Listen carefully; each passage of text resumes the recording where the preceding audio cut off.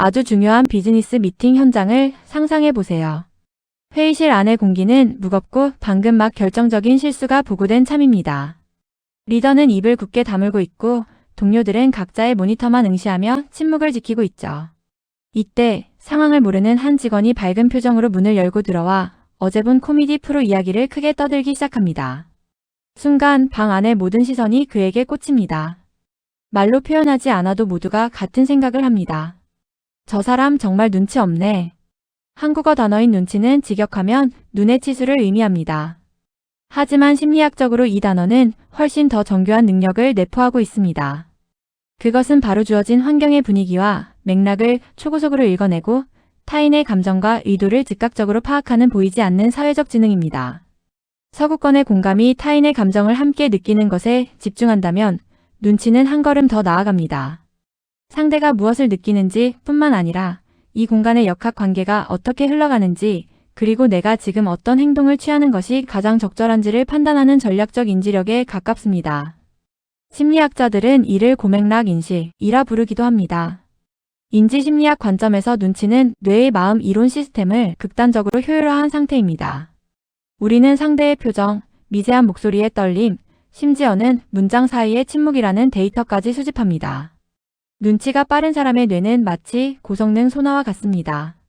그들은 타인의 말 뒤에 숨겨진 의도를 파악하기 위해 끊임없이 사회적 신호를 스캔합니다. 이것은 단순히 비위를 맞추는 기술이 아닙니다. 오히려 갈등이 폭발하기 전에 이를 감지하고 관계의 마찰을 줄이는 정교한 사회적 완충 장치로 작동하죠. 인류의 진화 과정에서 눈치는 생존과 직결된 기술이었습니다. 집단 내에서 타인의 기분을 살피고 서열과 분위기를 파악하는 능력은 무리에서 소외되지 않기 위한 필수적인 레이더였습니다. 현대 사회에서도 이 레이더는 여전히 유효합니다. 다만 그 전장이 사바나 초원에서 사무실과 복잡한 인간관계로 옮겨왔을 뿐입니다. 눈치가 작동하는 순간 우리의 뇌는 경이로운 속도로 데이터를 처리합니다. 인류학자 에드워드 T. 홀은 문화를 저맥락과 고맥락으로 구분했습니다. 저맥락 문화에서는 정보가 주로 직설적인 단어에 실려 전달됩니다. 아니오는 아니오를 의미하죠.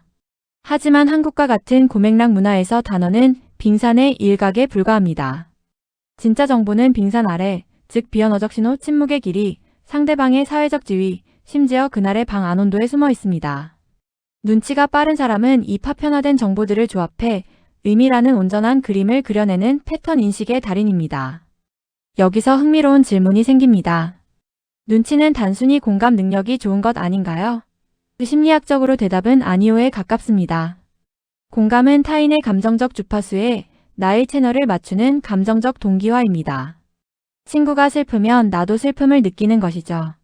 반면 눈치는 훨씬 더 인지적이고 냉철합니다. 눈치가 빠른 사람은 상대가 슬프다는 것을 알아차려도 반드시 그 슬픔에 전염되지는 않습니다. 대신 그는 이렇게 판단합니다. 저 사람이 슬프니 지금 이 농담은 아껴둬야겠군. 즉, 공감이 느끼는 것이라면 눈치는 아는 것이며 그 알을 바탕으로 최적의 행동을 선택하는 사회적 연산입니다. 한국어에서 눈치는 두 가지 동사와 결합할 때 완전히 다른 심리적 상태를 나타냅니다. 첫째는 눈치가 있다 또는 빠르다입니다. 이는 앞서 말한 고도의 사회적 지능을 활용해 상황을 주도하는 능력입니다. 둘째는 눈치를 보다입니다. 이는 타인의 부정적인 평가를 두려워하며 자신의 행동을 제약하는 상태, 즉 사회적 불안의 영역입니다. 우리는 흔히 타인의 시선에 갇히는 것을 경계하지만 역설적으로 눈치를 보는 과정에서 축적된 데이터가 눈치 있는 지능으로 진화한다는 사실입니다. 어린 시절 부모님의 기분을 살피던 예민한 레이더가 성인이 되어 조직의 흐름을 읽는 강력한 소프트웨어로 업그레이드 되는 셈이죠. 결국 눈치는 개인의 성격을 넘어 집단의 질서를 유지하는 힘입니다. 눈치가 작동하는 사회에서는 굳이 수많은 법규와 매뉴얼이 없어도 공공의 에티켓이 지켜집니다. 누군가 줄을 서지 않아도 말 한마디 없이 따가운 눈총만으로 질서를 회복시키는 힘. 그것이 바로 눈치가 가진 비강제적 통제력입니다. 그렇다면 눈치는 타고나는 운명일까요? 심리학자들은 눈치를 일종의 사회적 근육으로 봅니다. 근육을 단련하듯 눈치 또한 의식적인 훈련으로 키울 수 있습니다. 가장 중요한 첫 번째 단계는 나라는 공간을 잠시 비우는 것입니다. 자신의 목소리가 너무 크면 타인의 신호가 들리지 않습니다. 전문가들은 이를 방 안 비우기라고 부릅니다. 대화 중 자신의 대답을 미리 준비하기보다 상대의 어조 변화와 시선을 관찰하는 적극적 관찰만으로도 우리의 사회적 소나소나는 훨씬 정교해집니다. 이는 단순한 침묵이 아니라 맥락을 수집하기 위한 전략적 멈춤입니다. 하지만 모든 강력한 도구에는 부작용이 따릅니다. 타인의 신호를 지나치게 민감하게 스캔하다 보면 정작 자신의 감정과 욕구를 놓치기 쉽습니다. 심리학에서는 이를 사회적 자기 모니터링의 과부하라고 부릅니다. 항상 남의 기분을 살피는 눈치를 보는 상태에 머물러 있으면 자아는 소진되고 결정 장애와 불안에 시달리게 됩니다. 진정한 눈치의 고수는 타인의 맥락을 읽되 그것에 휘둘리지 않는 인지적 거리두기를 실천합니다.